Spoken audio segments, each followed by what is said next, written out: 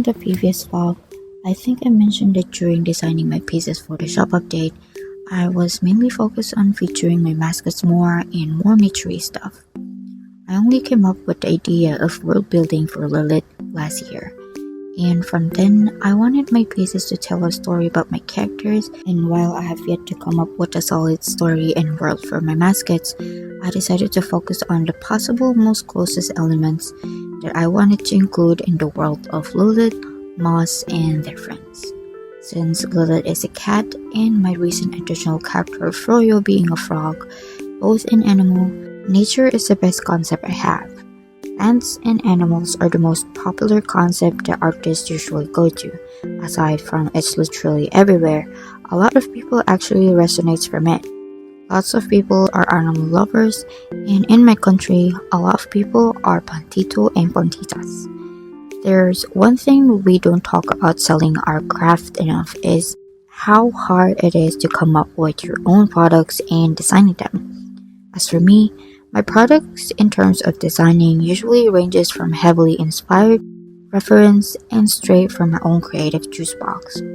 For example, this piece that I'm working on is inspired from this drawing that I saw, and among all the details here, the small detail catch my attention. I love how simple it looks. I love how round the tree was shaped in contrast to the pointy angles of the house next to it. The composition looks nice, and it would have been better if I found a way to replicate it and include the sun or moon, but I didn't. It is possible though, but I don't want a random wire on my piece, so I decided not to include it. So I just added other elements to make the piece complete, and in this part is where you create your own touches. It's the part where you make the piece, maybe not the most original, but unique. Right now, I only have 2 elements, and what I did was decide the composition. I wanted to keep the original composition from the drawing, so I just added a base. And originally, I wanted to make the base something like a hill, but it felt like I'm missing something. Having only 2 elements is always too boring to me, so most of the time, odd numbers are perfect. Now, we make the base flat, add the third and last element, which is the mini pond. I want to keep it as simple as a drawing, so I'm gonna keep everything flat, including the texture and colors. And ta-da! We made another really cute piece. The next piece is an original design. Maybe not the most unique, but I definitely didn't search for any reference for this piece. In this piece, I wanted my mascots to be in a whole single piece, so I decided to only make their heads to save some space and put it on a base. I made sure to keep it small since it's gonna be a keychain. I decided to make more variants of it, made sure to include elements that I wanted to associate to my mascots. For Lilith, it's moss and an acorn. And for a lily pad and a red mushroom. And maybe I'll explain the reason why and the story next time. This piece is the last category. It's a heavily inspired piece, as you can see.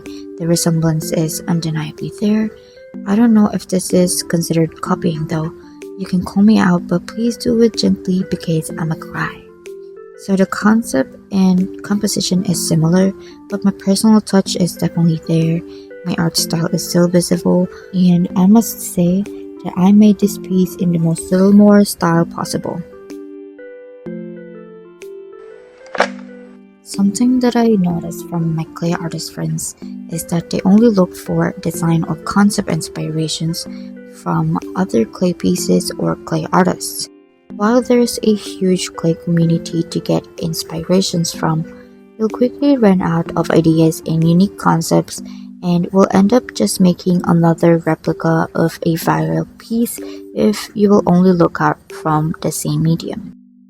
There's a lot of mediums of arts that you can look into, like drawing, wood sculpting, paintings, posters, pottery, ceramics, even toys and home decors. I don't know if anything I said made sense, but to make it short, you just need the attention to detail, the eye to find the potential, and an open mind to welcome new ideas while you look for one.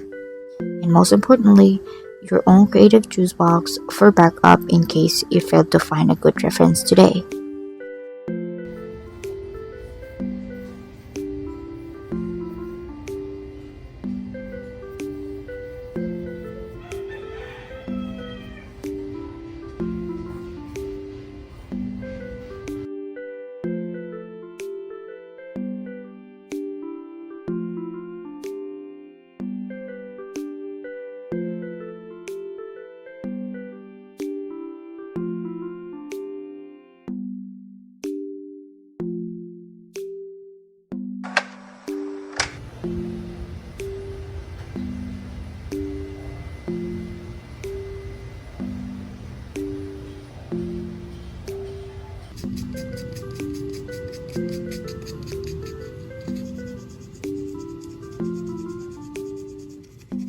my experience, one of the most important things you need to know to be able to design a product or a piece that you really want to make for a long time is yourself.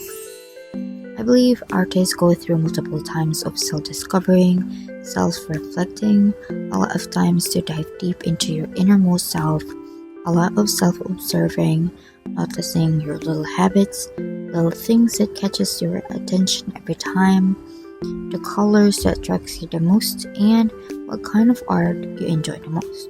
And it's not just artists.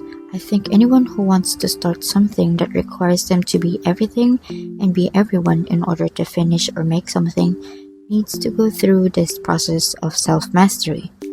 By everything and everyone, I meant like when I first started this business, I have to be the artist, be my own marketing team, have to be my own graphic designer, product designer, and researcher. So I have to do everything and be everyone at the same time to run this business. And it's not just about the skill, the motivation, or what I can do. And yes, those are all important, but it all starts with knowing yourself. Knowing that you can commit to this for a very long time, knowing that you won't be waking up anytime soon and say, I don't want this anymore. Knowing the extent of skill and which areas you need to work on, knowing what direction you're going with this, knowing that you'll enjoy the process, and most importantly, knowing that you really, really want this for yourself.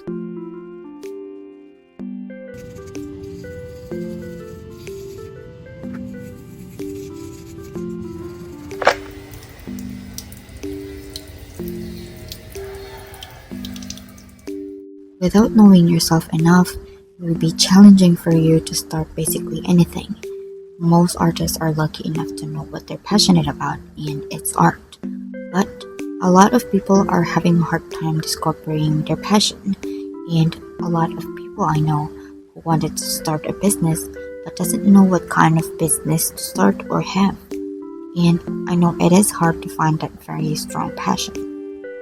Knowing what you're passionate about is just the first step, and the second is a little harder than the first one, and it's finding your own style and your own voice. We get stuck on this part for so long. If you dove deep into your inner self, you'll find your passion last time. This time, you gotta have to dive deeper. You need to be obsessed about yourself for a little bit for this. You have to have your own little bubble and focus on yourself. Lessen the time you spend on looking into others' art feed and more into your own art.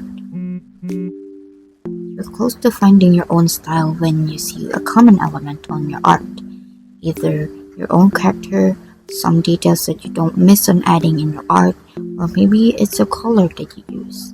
Here's an example.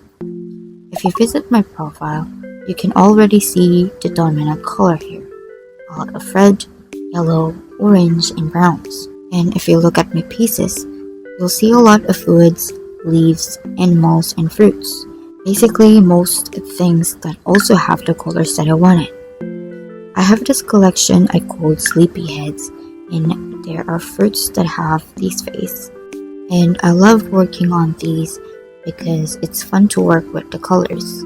I love the sleepy lemon, the sleepy apple, and the orange the most. And I started to love the green color too, because it works perfectly with the colors I love, which are all warm colors contrasting a cool color like green. You really need to know what kind of stuff you really enjoy looking at to guarantee that you'll stick with it for a very long time.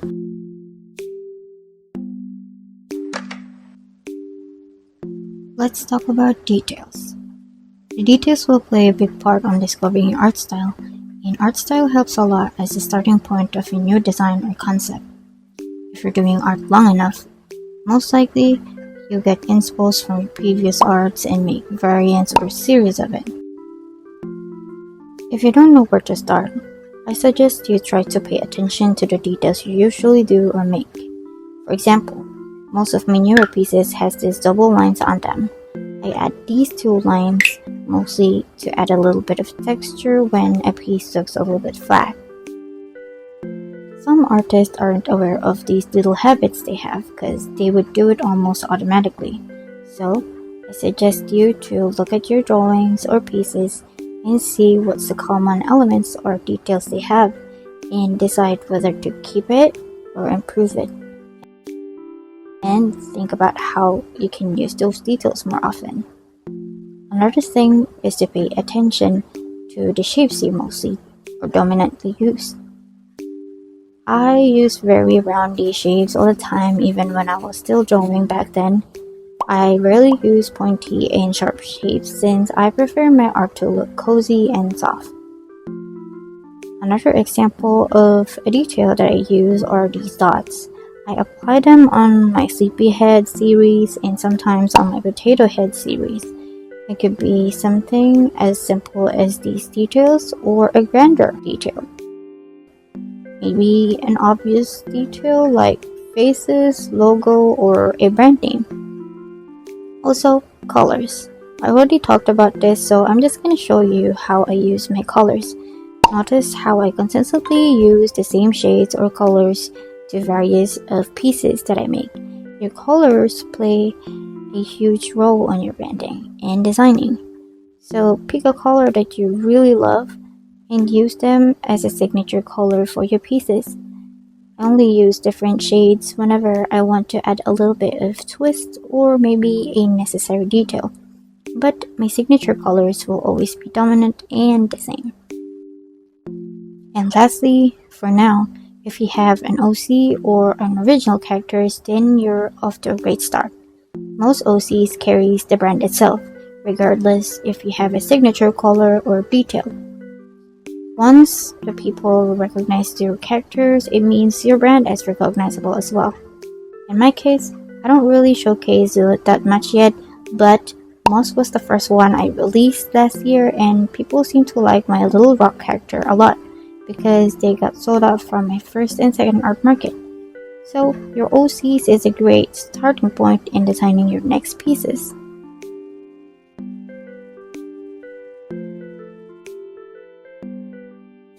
I have a bunch of sketches here, but right now I don't really feel like I'm sculpting any of them except for this one.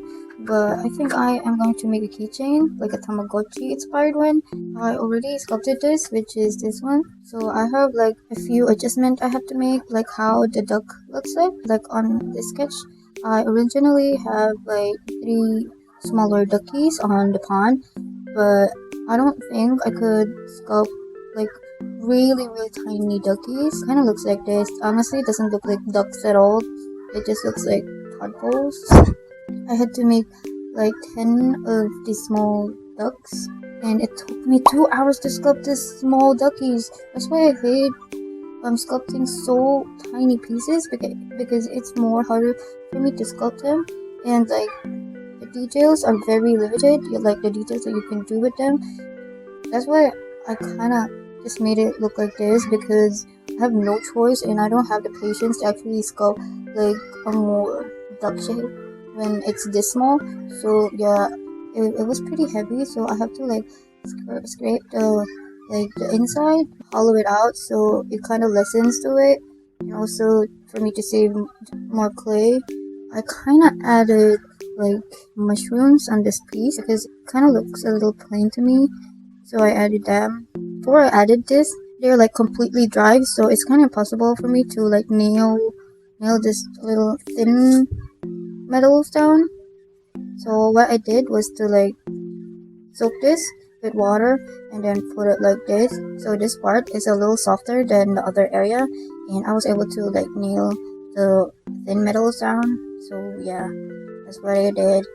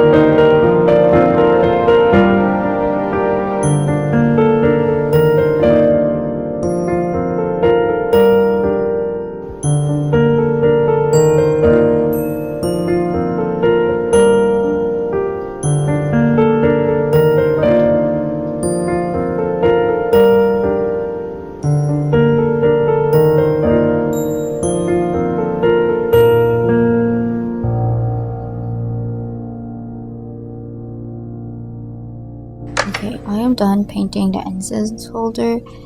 I originally did not intend it to be an incense holder, but I thought it would be nice if it has a function other than being cute. So before I start painting them, I poke a hole on the back part so it wouldn't be that noticeable if in case you don't want to use it as an incense holder.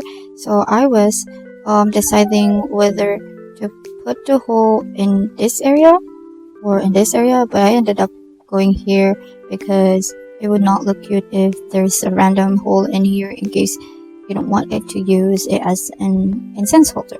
And now I am deciding if I should add details on the roof because I think it's a little plain, but I personally think it is cute enough to just leave it as it is and not add more details. I think the primary colors really looks good together, but I am gonna add a little doorknob here. Just gonna paint a circle more darker brown. So yeah, but I think I'm just gonna leave it as plain.